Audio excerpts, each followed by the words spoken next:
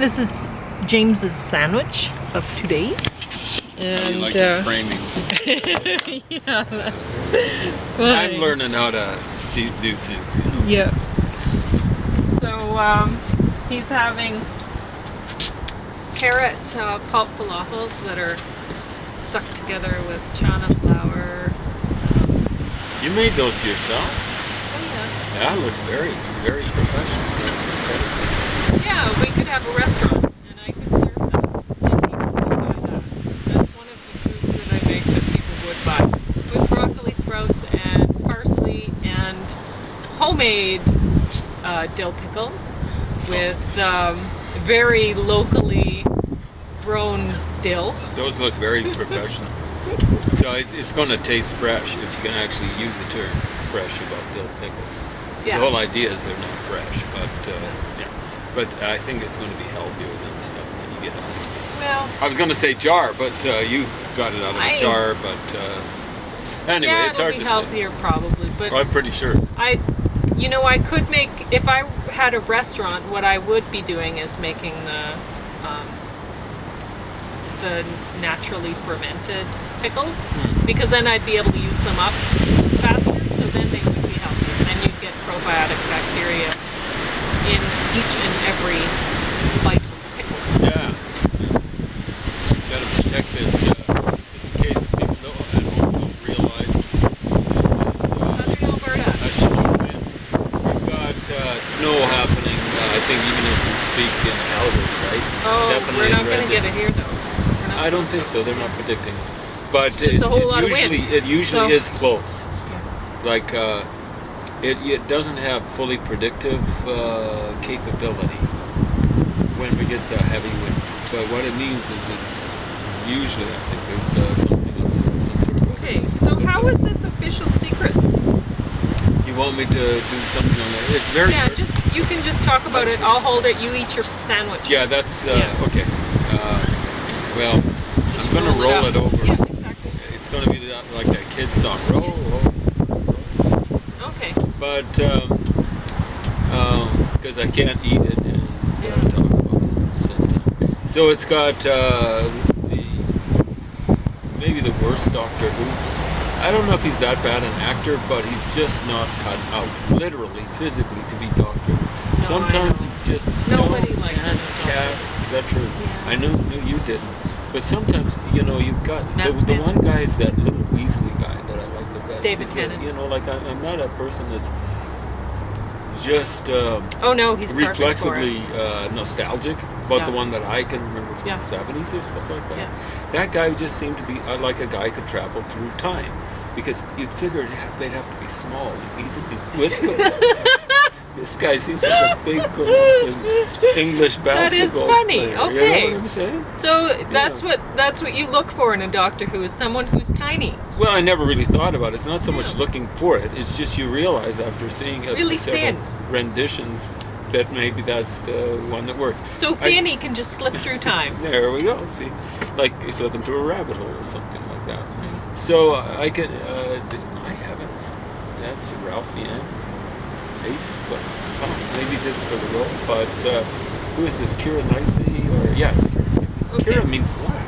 Did you know that? No, I did not. So what did you think of the movie? It's based on a true story, apparently. Yeah. So it's official secrets, and maybe it should be called officious secrets. But there's a whole lot of fishness going around. So Keira Knightley is playing the person I think that's supposed to be interpreted as the heroine. I guess we should use the term hero. And so it's about the weapons of mass destruction brouhaha back in 2000. One of the Americans used as a pretext to go into Iraq. They were trying to get the UN to approve their going in. Well, the way these people put it, to make it legal. Now, I don't recognize the United Nations institution. It's immoral and it is illegitimate. I don't vote for it. No one votes for their representative there. Here's what I say. The American Revolution, they were revolutionary. They weren't just fighting for independence. Here's what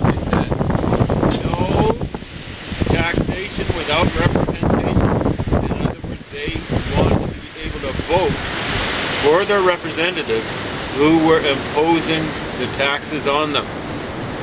And they were right about that. They were wrong, I suppose, about several things, like the Constitution has holes in it and all that sort of stuff, but they're right about that. But try this one on for size. I think it's even more important, because taxes are imposed by legislation. This is a more all-encompassing principle, and it is, as far as I'm concerned, the foundation of representational democracy. No legislation without representation.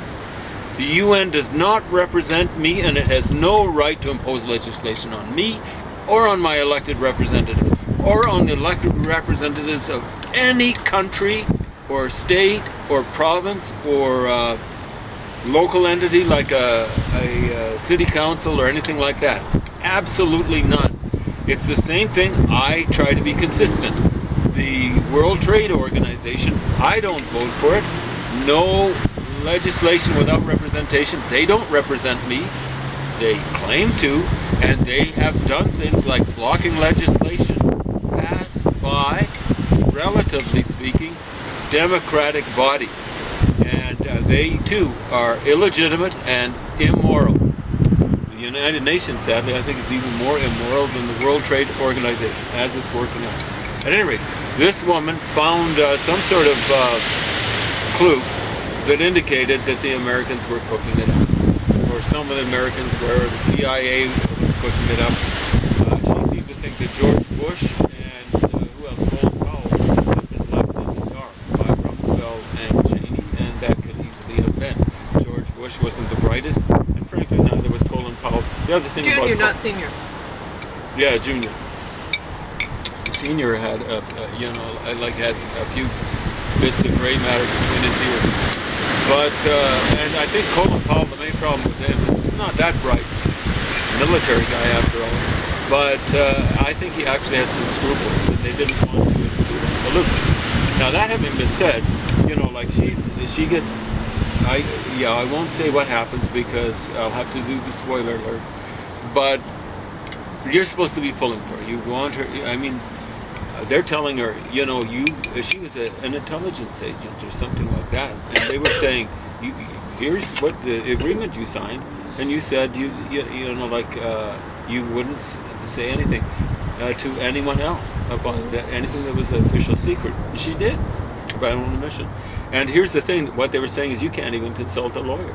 We're taking you to court, but you can't consult a lawyer about this, and this. I think they were saying you can consult a lawyer, but what they were saying is you'd better beware what you say, because you're already in trouble with what you've revealed. And if you reveal it more, you're just compounding the problem. Makes sense. Now here's the deal: if you become a spy,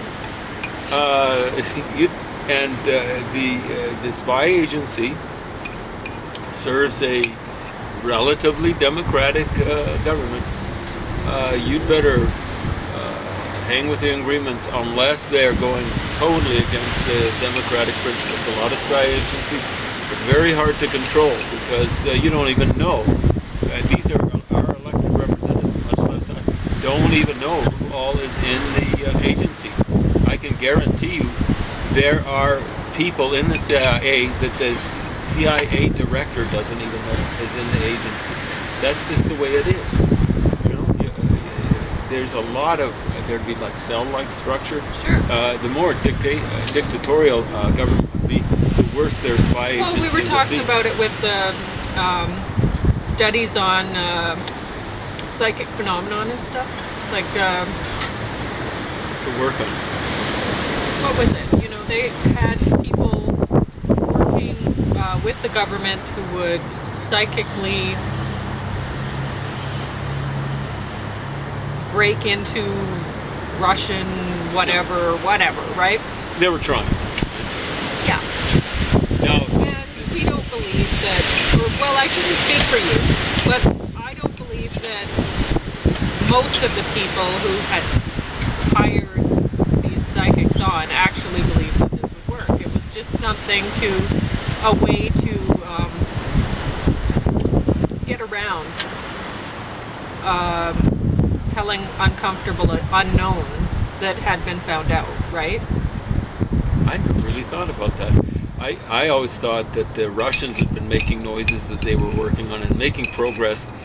Now I think that was just disinformation. They were wanting Americans to waste their resources on stuff like that. This is the way, you know, like I don't think so. one guy who was involved in the Cold War when he wrote his memoirs. He quoted T.S. Eliot, and I think it was what was it? Wilderness of Mirrors or something like that. No, I think that's Jim Morrison. Anyway, it was something to do with mirror. It was like almost like William Butler Yeats' mirror on mirror displayed is all the show. So we'll have to talk about that, and that seems like a very creative thing, because it takes a while to think about all the possibilities, and you're never really sure that you've really nailed. No, but if you have somebody like that, I'm just putting that out for one possibility, right? If you have an organization like that, then there's a number of possibilities for you to use that organization as a way to get other ideas shot. What I was thinking was, You know it was what I a way of them creating an empire that was actually being used not for psychic research. You figured out one possibility. Yeah. That's what I'm saying. Because I doubt very much that very many people would have believed in the powers of these psychics. Most CIA people, especially the ones that are not on the plan side, whether or not they had the spying, but on the intelligence side. See, there are people who do plans. They'll do executive action, which is their term for assassination and stuff like that. But then there are people that do the intelligence, and they tend to be the people that are say, hey, they're spies in the American embassy. Yeah, they're just there collecting newspaper stuff and so on and so forth. There'd be the occasional instigator and stuff like that. But generally they know the language, and they're just collecting intelligence. Oh, for and sure. those people tend to be relatively, some of them. And I mean, how much would it have cost to have keep a few psychics on the payroll? Well, I don't know how many people they could have stuffed on. Really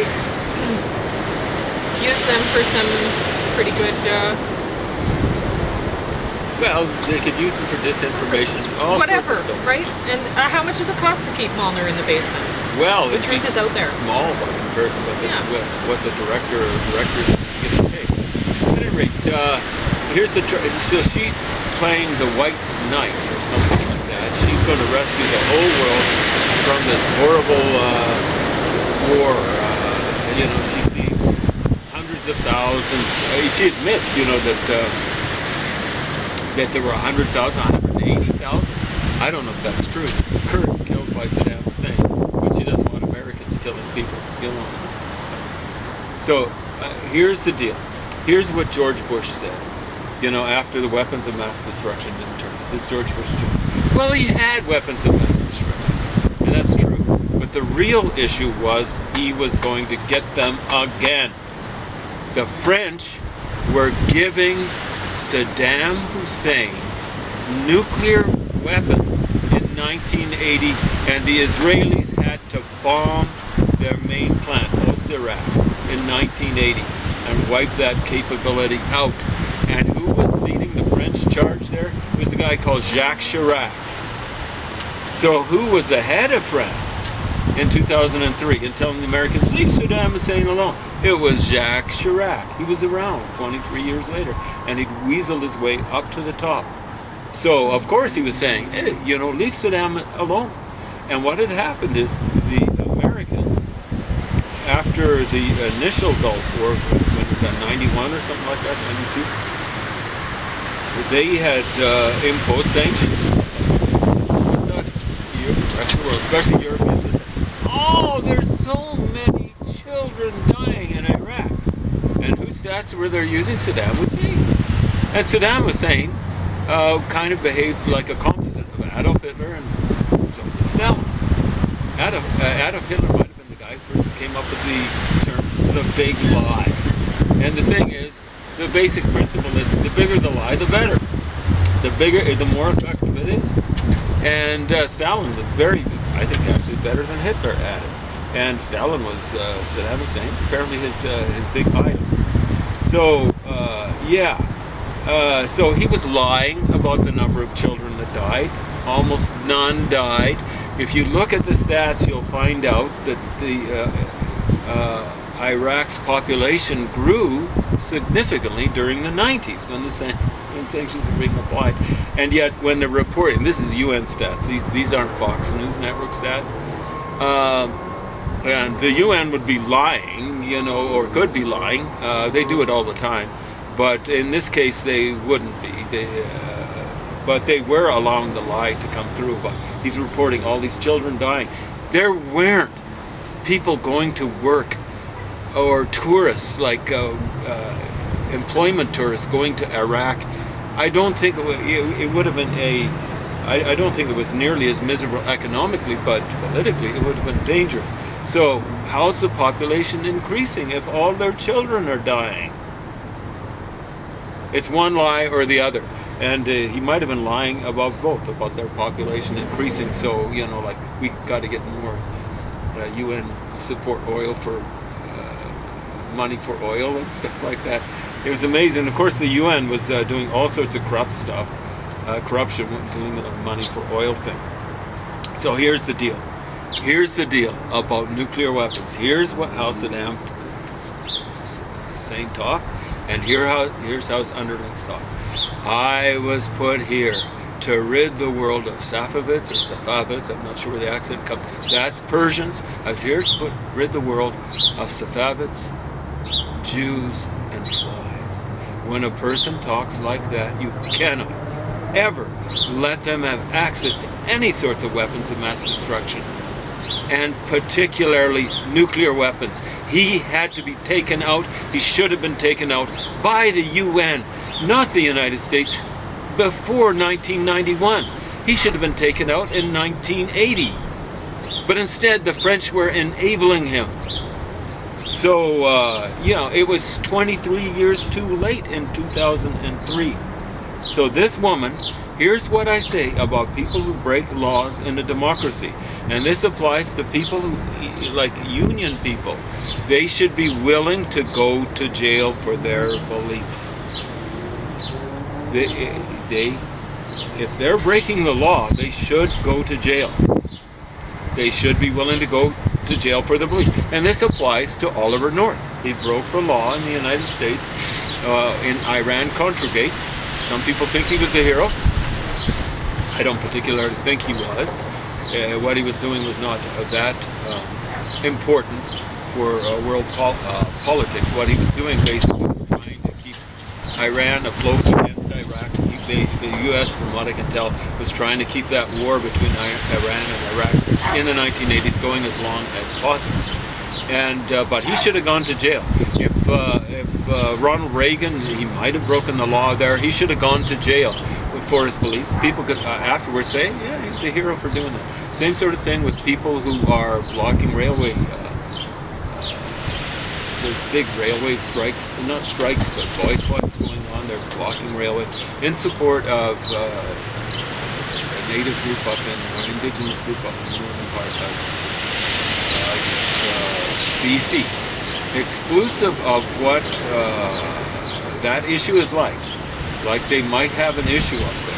The majority of the chiefs up there actually support the oil, the pipeline or gas line that's being put in, and it's hereditary chiefs that are blocking. It's elected chiefs that are saying it's okay. Interesting. And I'm going, I don't support that. What do they say? But even if they do have even if I supported them, I could be saying, if it weren't indigenous groups like outside demonstrators and stuff like that, I'm not so sure about indigenous groups, but outside demonstrators, they should be willing to go to jail. The jails, of course, they shouldn't be put in amongst the regular population. That's a typical left-wing punishment. Well, not typical, but Stalin used to do that. What he'd do is he'd put the political prisoners in with regular prisoners, and the regular prisoners were used to run roughshod over the political prisoners, sure. Right? So that was just an extra punishment. No, I think that, yeah, it makes sense with imprisonment to put like with like. Yeah. So and that's what they do, capitalists here. You know, like if you steal $1 million, you know, like you go to the country club. Yeah. So the country club places is where political administrators, so long as they're peaceful.